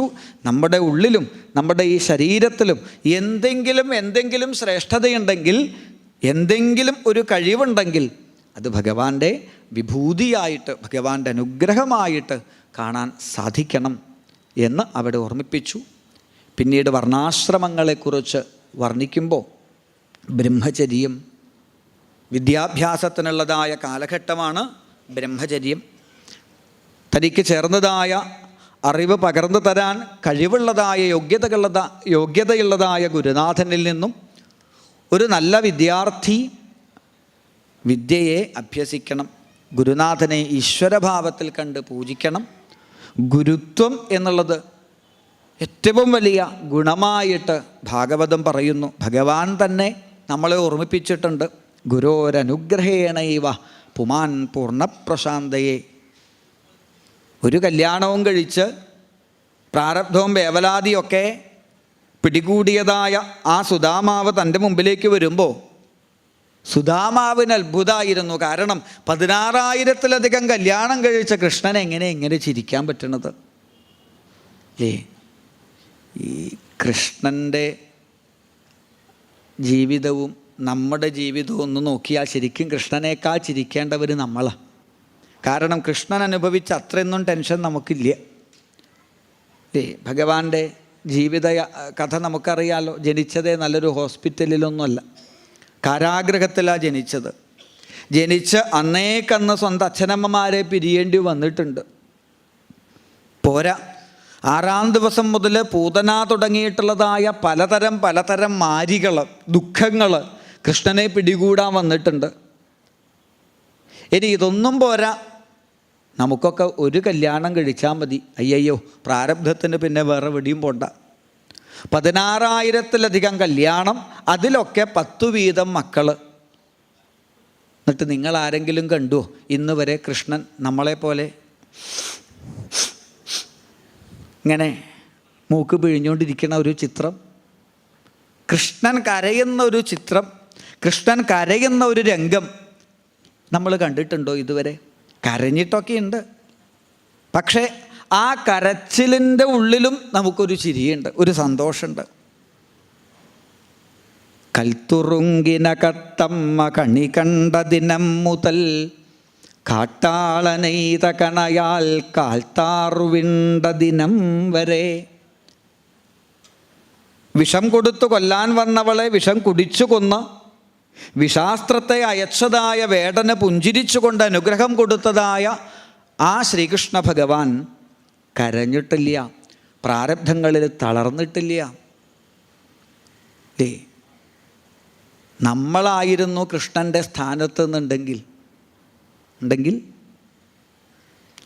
ഒരു ചിരിച്ച ഫോട്ടോഗ്രാഫർക്ക് എടുക്കാൻ പറ്റുമെന്ന് എനിക്ക് തോന്നണില്ല. കാരണം അത്രയൊന്നും ടെൻഷൻ ഇല്ലാത്ത, പ്രാരബ്ധമില്ലാത്ത നമ്മളുടെ ഒരു ചിരിച്ച ഫോട്ടോ എടുക്കണമെങ്കിൽ ഇപ്പോൾ ഫോട്ടോഗ്രാഫർ പറയണം എന്ത്, സ്മൈൽ പ്ലീസ് എന്ന് പറഞ്ഞാൽ അപ്പോൾ ചിരിക്കും. വെറുതെ പുറത്തൊരു സ്റ്റിക്കർ ഒട്ടിച്ചിരിക്കുക, ഒരു ചിരിയുടെ സ്റ്റിക്കർ. ഉള്ളിൽ പല ടെൻഷനും വെച്ച് പുറത്തങ്ങ് ചിരിക്കും. ക്യാമറയുടെ ഫ്ലാഷ് കഴിയുമ്പോഴേക്കും നമ്മുടെ ചിരിയും പോവും. എന്നാൽ അതല്ല ഭഗവാന്റെ പുഞ്ചിരിയുടെ മഹാത്മ്യം. എങ്ങനെയാ കൃഷ്ണൻ ഇങ്ങനെ ചിരിക്കാൻ സാധിക്കുന്നത്? ആ കൃഷ്ണൻ തന്നെ പറഞ്ഞു, ഗുരു ശുശ്രൂഷയാ ഗുരോരനുഗ്രഹേണൈവ. ഗുരുനാഥൻ്റെ അനുഗ്രഹമാണ് സുദാമാവേ. ആ ഗുരുനാഥൻ നമുക്ക് തന്നതായ അറിവും ആ അറിവ് വേണ്ടതുപോലെ വേണ്ട സമയത്ത് വേണ്ട സ്ഥലത്ത് ഉപയോഗിക്കാനുള്ള അനുഗ്രഹവും, ആ ഒരു അനുഗ്രഹം കൊണ്ട് മാത്രമാണ് എനിക്ക് പുഞ്ചിരിക്കാൻ സാധിക്കുന്നത് എന്ന് ഭഗവാൻ പറയുമ്പോൾ, ഗുരുകുല വിദ്യാഭ്യാസം ഗുരുനാഥനെ ഈശ്വരഭാവത്തിൽ കണ്ടുകൊണ്ട് വേണ്ടതുപോലെ പൂജിക്കണം. ഗുരുനാഥന് വേണ്ടതായ സകല കൈങ്കര്യങ്ങളെയും ചെയ്യണം. ഭക്ഷണം ഉണ്ടാക്കി കൊടുക്കണം. ഗുരുനാഥനെ ഉയർന്ന തൽപ്പത്തിൽ കിടക്കാനുള്ള സൗകര്യങ്ങൾ ചെയ്തു കൊടുത്ത് താഴെ വിറനിലത്ത് കിടക്കേണ്ടി വരും. ഗുരുനാഥൻ്റെ പശുക്കളുണ്ടെങ്കിൽ പശുക്കളെ നോക്കേണ്ടി വരും. ഇതെല്ലാം ശിഷ്യൻ ചെയ്യണമെന്നാണ്. ചുരുക്കി പറഞ്ഞാൽ പണ്ടത്തെ കാലത്ത് ഗുരുകുല വിദ്യാഭ്യാസം കഴിഞ്ഞ് പുറത്തേക്ക് ഇറങ്ങുമ്പോൾ വലിയ പഠിപ്പൊന്നുമില്ലെങ്കിലും അവനവൻ്റെ കാര്യം നോക്കാനുള്ള സാമാന്യ ബുദ്ധിയെങ്കിലും ഉണ്ടാവുമായിരുന്നു അല്ലേ? ഇന്നിപ്പോൾ ടെക്കും ടിക്കും ഒക്കെ കഴിഞ്ഞാലും അല്ലേ, അടുപ്പ് കത്തിക്കാനും പച്ചക്കറി മുറിക്കാനും ഒക്കെ ചിലർ ആൾക്കാർ പോണത് കണ്ടാൽ യുദ്ധത്തിന് പോണത് പോലെയാണ് തോന്നുക. അപ്പോൾ പറഞ്ഞു വരുന്നത്, സാമാന്യമായിട്ടുള്ള അവനവന് വേണ്ട കാര്യങ്ങൾ ചെയ്യാനുള്ളൊരു പാകതയെങ്കിലും ഉണ്ടാവും. എപ്പോഴാണോ ഗുരുനാഥൻ നിൻ്റെ അറിവ് പൂർത്തിയായി, ഇല്ലെങ്കിൽ ഗുരുനാഥനിൽ നിന്ന് പഠിക്കുന്നതിനൊരു പരിധിയുണ്ട് എന്നാ, പിന്നീട് മറ്റ് ഗ്രന്ഥങ്ങളിൽ നിന്ന് കാലക്രമേണ അനുഭവങ്ങളിൽ നിന്നൊക്കെയാണ് ഈ ഗുരുനാഥൻ പഠിപ്പിച്ചതിനെ നമ്മൾ വലുതാക്കേണ്ടത്. ഇവിടെ ഗുരുദക്ഷിണ ചെയ്ത് ബ്രഹ്മചര്യം അവസാനിപ്പിക്കാം. കൃത്യമായ അല്ലെങ്കിൽ ഉറച്ചതായ വൈരാഗ്യമുള്ളവരാണെങ്കിൽ നേരിട്ട് വാനപ്രസ്ഥത്തിലേക്കോ സന്യാസത്തിലേക്കോ പ്രവേശിക്കാം. അല്ലെങ്കിൽ ഇന്ദ്രിയ സുഖങ്ങൾ അതിൻ്റെ നശ്വരതയെ ഒന്ന് മനസ്സിലാക്കാൻ വേണ്ടിയിട്ട് ഗൃഹസ്ഥാശ്രമത്തെ സ്വീകരിക്കുക. ഗൃഹസ്ഥാശ്രമം അല്ലേ? ഗൃഹസ്ഥാശ്രമം എന്ന് പറയണമെങ്കിൽ നമ്മുടെ ഗൃഹവും ഒരാശ്രമം പോലെ ആവണമെന്ന്. ആശ്രമത്തിൻ്റെ പ്രത്യേകത എന്താ?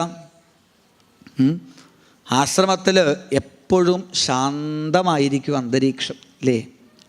അന്തരീക്ഷം, ഒരു ആശ്രമത്തിലൊക്കെ പോയാൽ ശാന്തമായ അന്തരീക്ഷം. അപ്പോൾ ഗൃഹസ്ഥാശ്രമം എന്ന് പറയണമെങ്കിൽ, നമ്മുടെ ഗൃഹവും ആശ്രമം പോലെ ആവണമെന്ന് പറയണമെങ്കിൽ അന്തരീക്ഷം ശാന്തമാവണം. അങ്ങനെ ശാന്തമായ അന്തരീക്ഷം ഗൃഹത്തിലുണ്ടാവണമെങ്കിൽ എന്തു വേണം? ശാന്തി ഗൃഹത്തിലുണ്ടാവണമെങ്കിൽ എന്തു വേണം? ഗേറ്റിൻ്റെ അടുത്ത് ശാന്തി നിലയം എഴുതിയാൽ ഉണ്ടാവുമോ? ഇല്ല. അതിന് ഗൃഹസ്ഥൻ്റെ ധർമ്മങ്ങളുണ്ട്. ദേവയജ്ഞം, ഭൂതയജ്ഞം, പിതൃയജ്ഞം തുടങ്ങിയിട്ടുള്ളതായ പഞ്ചയജ്ഞങ്ങളെ വേണ്ടതുപോലെ അനുഷ്ഠിച്ച് പുരാണ ഗ്രന്ഥങ്ങളെ ഗൃഹങ്ങളിൽ വേണ്ടതുപോലെ പാരായണം ചെയ്ത് പ്രപഞ്ചത്തിലെ സകല ദേവദേവീ ശക്തികളെയും വേണ്ടതുപോലെ നന്ദിയോടുകൂടി സ്മരിച്ച് പിതൃക്കളെ ശ്രാദ്ധാദി കർമ്മങ്ങളിൽ കൂടിയിട്ട് അനുസ്മരിച്ച് ഭൂതജാലങ്ങൾക്കൊക്കെ ആവുന്ന വിധത്തിലുള്ളതായ കാര്യങ്ങളെ ചെയ്തു കൊടുത്ത് ഒരു ഗൃഹസ്ഥൻ ഈ ലോകത്ത് താമസിക്കുകയാണെങ്കിൽ ഒരു പക്ഷേ മറ്റുള്ള ഏതൊരാശ്രമ വ്യവസ്ഥയ്ക്കും അപ്പുറത്ത് പുണ്യവും ധന്യതയും ആ ഗൃഹസ്ഥാശ്രമത്തിനുണ്ടാകും, അല്ലേ? ഗൃഹസ്ഥാശ്രമത്തിൻ്റെ പ്രത്യേകത എന്താ വെച്ചാൽ മറ്റ് 3 ആശ്രമ വ്യവസ്ഥകളും നിലനിൽക്കുന്നത് ഗൃഹസ്ഥാശ്രമം ഉള്ളത് കൊണ്ടാണ്, അല്ലേ?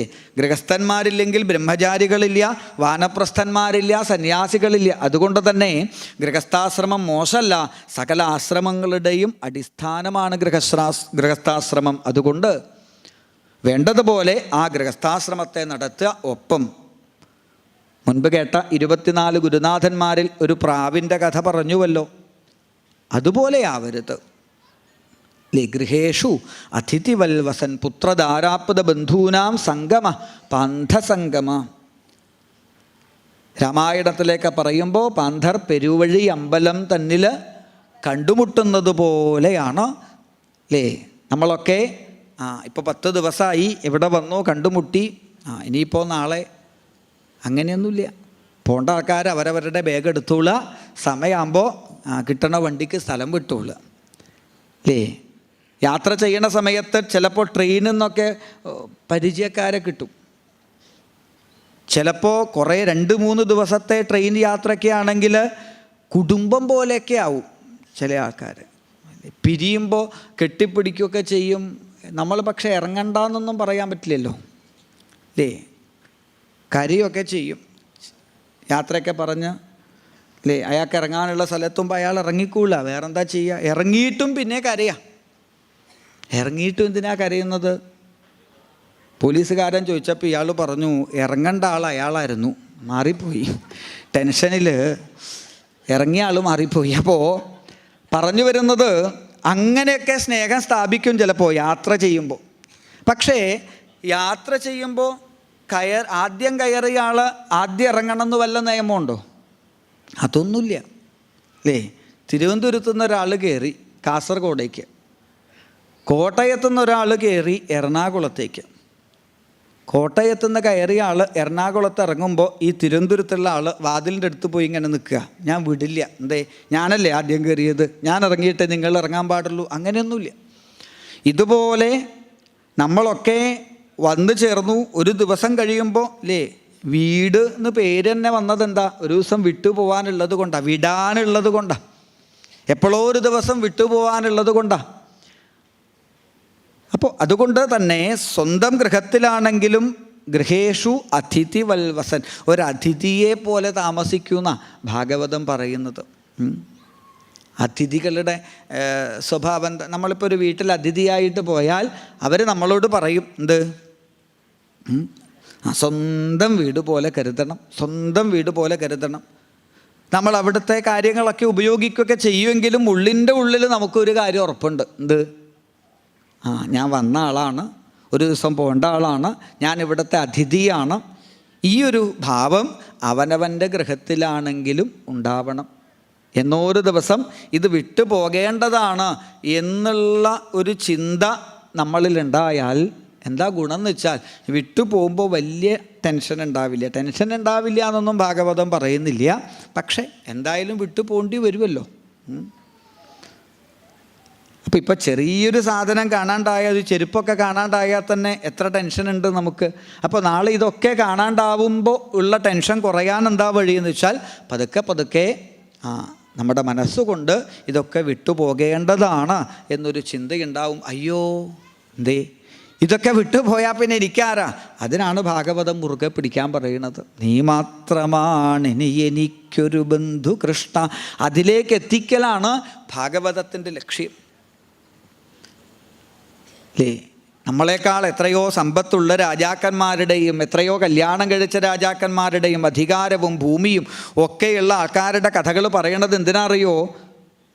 ഭാഗവത സമർപ്പണ രംഗത്തിലേക്ക് എത്തുമ്പോഴേക്കും നമുക്ക് മനസ്സിലാവണം, നാഥ ത്വന്നോയത പ്രഭോ, ഭഗവാനെ അങ്ങ് എനിക്ക് നാഥനായിട്ടൊപ്പുണ്ടെങ്കിൽ ഈ ലോകത്തിൽ ഞാൻ ഒരിക്കലും അനാഥനാവില്ല.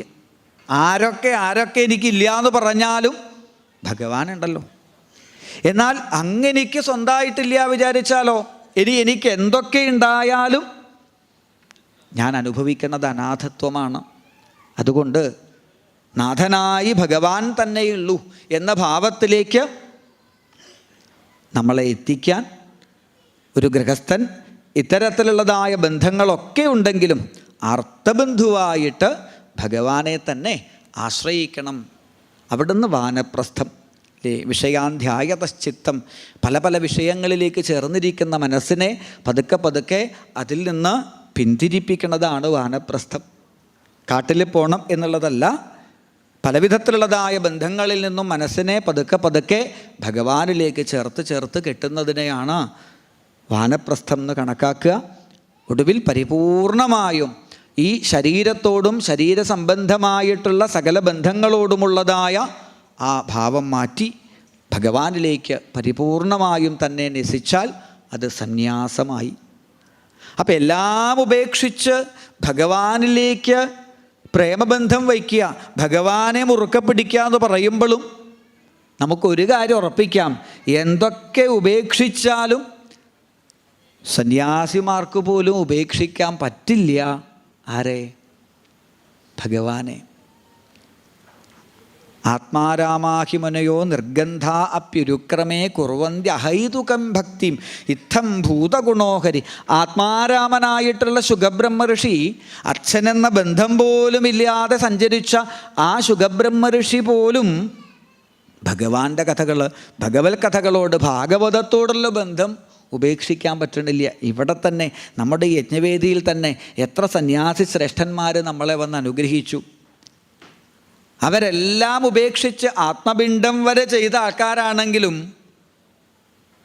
പൂർവാശ്രമത്തിലുള്ള പേരും പൂർവാശ്രമത്തിലുള്ള ബന്ധങ്ങളും എല്ലാം ഉപേക്ഷിച്ചിട്ടും ഭാഗവതത്തെ, ഭഗവാനെ ഉപേക്ഷിക്കാൻ സാധിക്കാതെ, അല്ലെങ്കിൽ ഉപേക്ഷിക്കാതെ അവർ കൊണ്ടു നടക്കുന്നു എന്നുണ്ടെങ്കിൽ പരിപൂർണമായും എന്നിലേക്ക് എത്തിയവരാണ് സന്യാസികൾ എന്ന് അവിടെ ഓർമ്മിപ്പിച്ചു.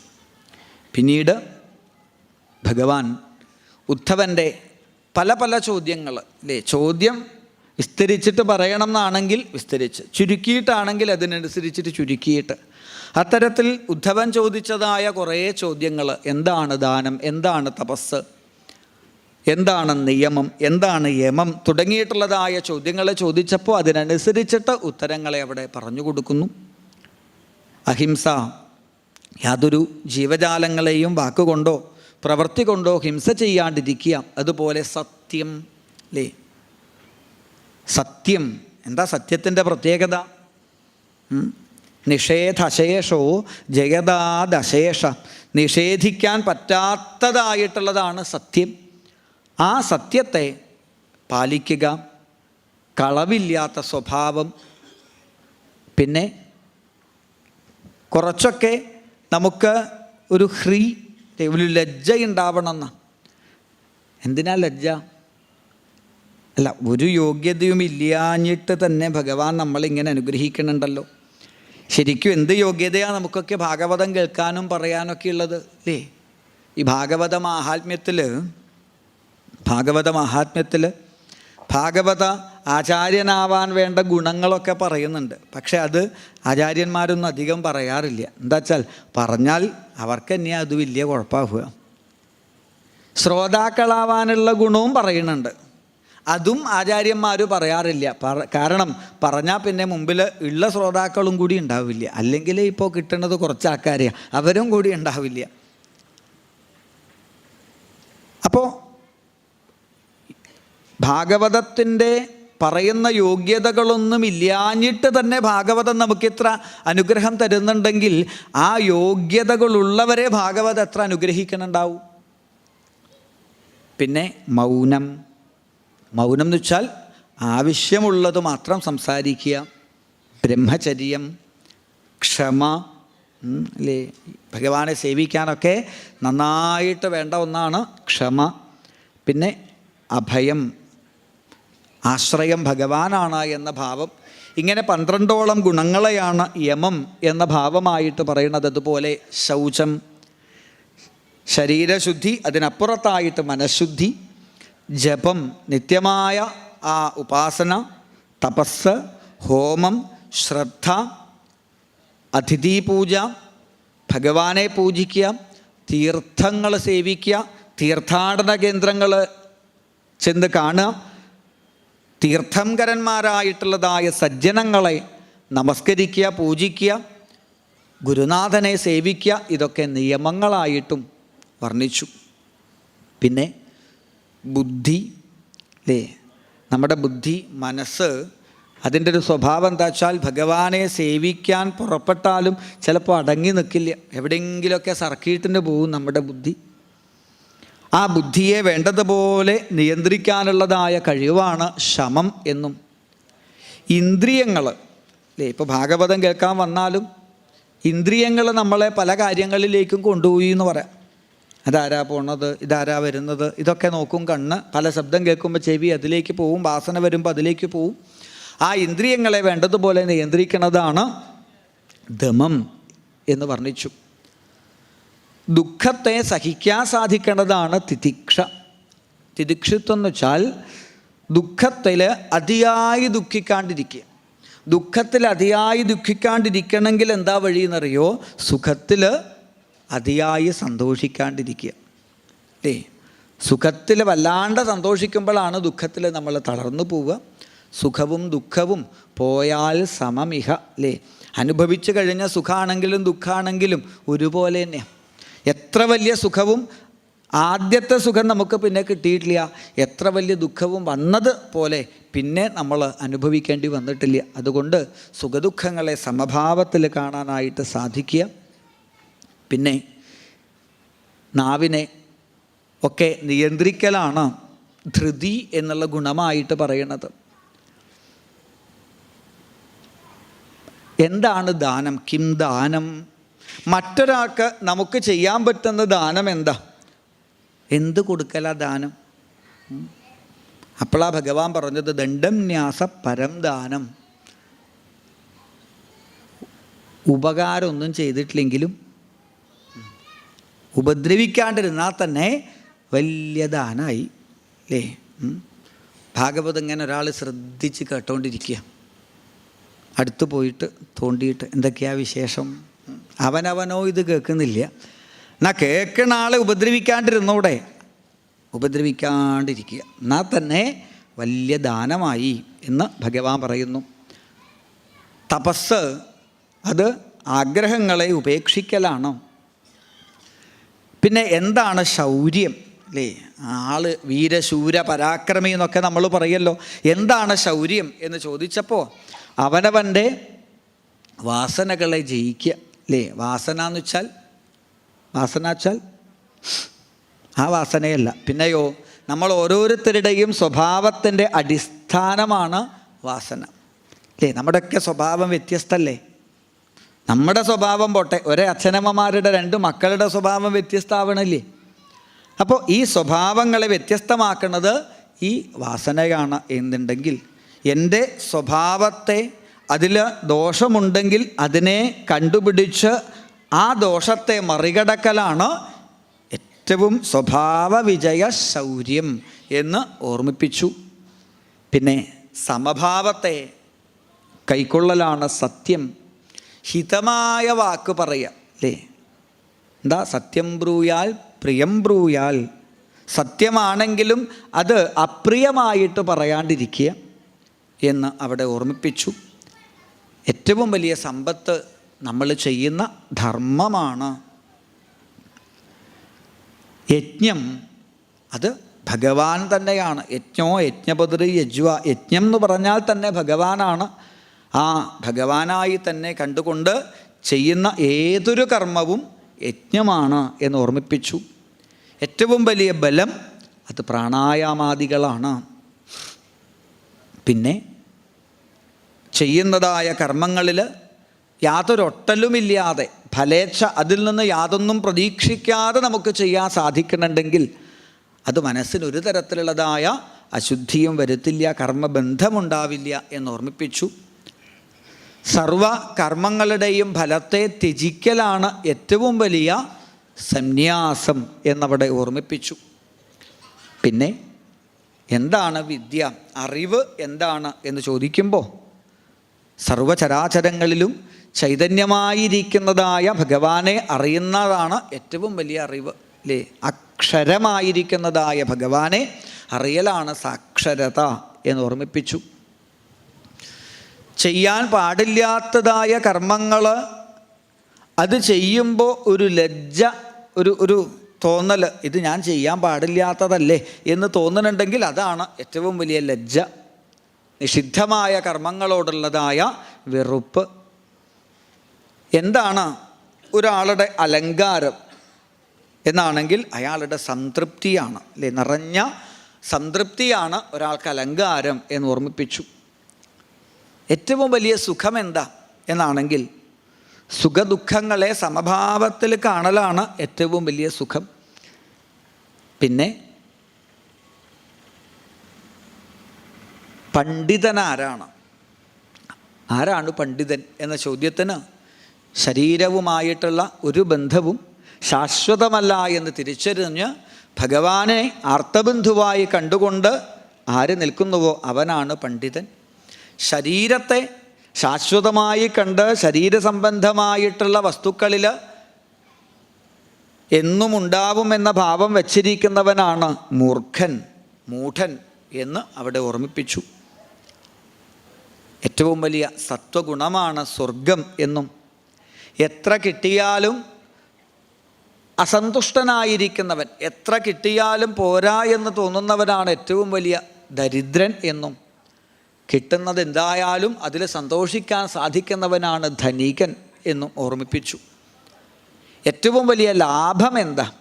ജീവിതത്തിൽ നമുക്ക് നേടേണ്ടതായ ലാഭം അത് ലാഭോമൽ ഭക്തിയാണ്. ഭാഗവതത്തിൽ തന്നെ സുദാമാവിനെ പോലെയുള്ള ഭക്തന്മാർ പറയുന്നുണ്ട്, അയം ഹി പരമോലാഭ, അല്ലേ?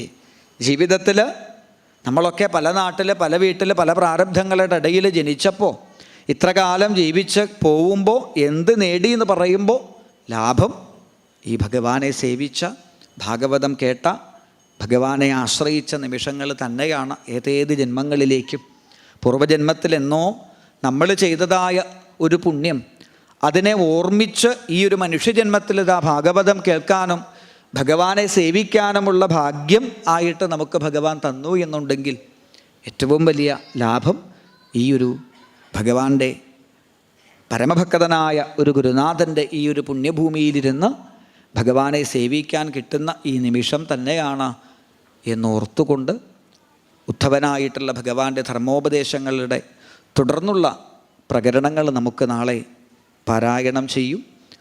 കാലത്ത് 5:30 വിഷ്ണു സഹസ്രനാമ പാരായണം, 6 മണിയോടെ ഭാഗവത പാരായണം ആരംഭിക്കുമ്പോൾ ഉദ്ധവനായിട്ടുള്ള ഉപദേശങ്ങൾ, ആ ഉദ്ധവനെ ബദ്രീനാഥത്തിലേക്ക് ഭഗവാൻ യാത്രയാക്കുന്നതും, കൃഷ്ണനാട്ടം കഴിഞ്ഞ് ഭഗവാന്റെ തിരിച്ചെഴുന്നള്ളത്ത്, കലികാല വർണ്ണന, കൽക്കി അവതാര സൂചന, കലിയുഗത്തിൽ നാമജപത്തിൻ്റെ വൈഭവം, ഇതൊക്കെ പാടി ബ്രഹ്മോപദേശം കഴിഞ്ഞ് ശുഖബ്രഹ്മഋഷി ഗംഗാതീരത്തു നിന്നും തിരിച്ചെഴുന്നള്ളുന്നതായ രംഗം.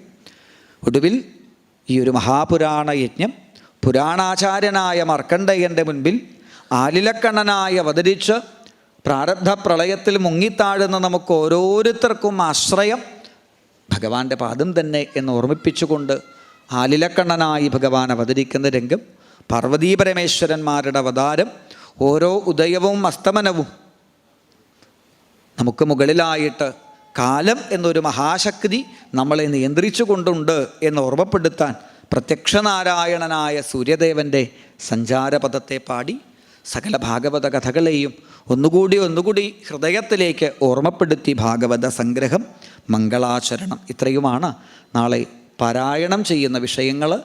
സമയക്രമം കൂടി ഏകദേശം ഒന്നറിയിക്കാം. ഉദ്ദേശം 8, 9, 8:30 വരെ യജ്ഞവേദിയിൽ പാരായണം നടക്കും.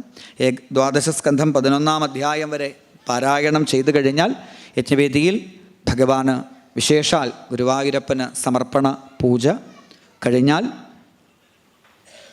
ഭാഗവത കഥകളിലും ഹരികഥകളിലും സംഗീതത്തിലും ഒക്കെ വളരെ വളരെ ശ്രേഷ്ഠതയുള്ളതായ വിശാഖാഹരി അവരുടെ ആ സംഗീത ഉപന്യാസം കഴിഞ്ഞ് യജ്ഞവേദിയിൽ ഭാഗവത ഹംസ ജയന്തി സമ്മേളനം, ഓരോ ഭക്തന്മാർക്കും ആ പരമഗുരുനാഥനെ അനുസ്മരിക്കാൻ ഉള്ളതായ ആ ഒരു ധന്യനിമിഷം കഴിഞ്ഞ് ഏകദേശം 12 മണിക്ക് ശേഷം 1 മണിയോട് കൂടിയിട്ട് ഭാഗവത സംഗ്രഹാധ്യായ പാരായണം, മംഗളദീപാരാധന, യജ്ഞപ്രസാദ വിതരണം, ഇത്രയുമാണ് നാളത്തെ ആ ഹംസ ജയന്തിയുടെ കാര്യക്രമങ്ങൾ.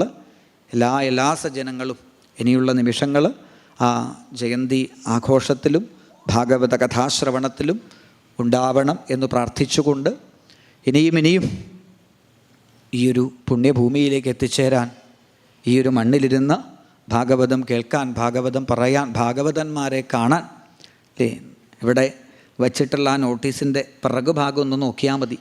ഭഗവാൻ, ഭക്തൻ, ഭാഗവതം എല്ലാം ഒത്തുചേരുന്ന ഈയൊരു മള്ളിയൂരിൻ്റെ പുണ്യഭൂമിയിൽ വീണ്ടും ഭാഗവത കൃഷ്ണൻ നമ്മൾ ഓരോരുത്തരെയും ചേർത്തിരുത്തട്ടെ. അതിന് മഹാഗണപതിയും ആ ഉണ്ണികൃഷ്ണനും അനുഗ്രഹം ചൊരിയട്ടെ. ഇവിടെ വരുന്ന സകല ഭാഗവതന്മാരായ ഗുരുനാഥന്മാരും അനുഗ്രഹിക്കട്ടെ എന്ന് പ്രാർത്ഥിച്ചുകൊണ്ട് ദീപാരാധന. രാധാരമണ മുകുന്ദ മുരാരേ ശരണം മേ തവ ചരണയുഗം പവ